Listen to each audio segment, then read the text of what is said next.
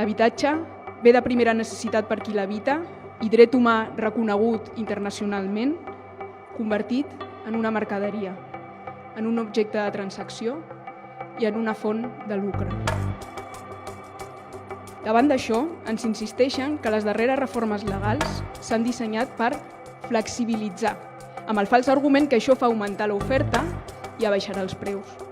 El resultat ha estat el contrari, posant en evidència els qui defensen el lliure mercat com a panacea de tots els mals socials.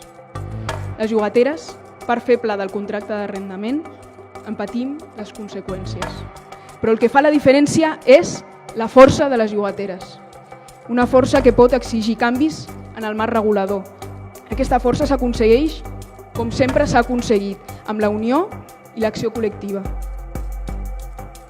Ha arribat l'hora que les llogateres també ens organitzem.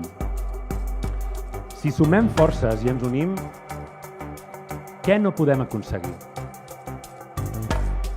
Ens diran víctimes d'una bombolla sense rostre. Ens diran sindicalistes que fem por, que amenacem. A tots ells, nosaltres els responem des de ja. Som llogaters i llogateres i exigim el que és nostre: justícia, dignitat i dret a l'habitatge!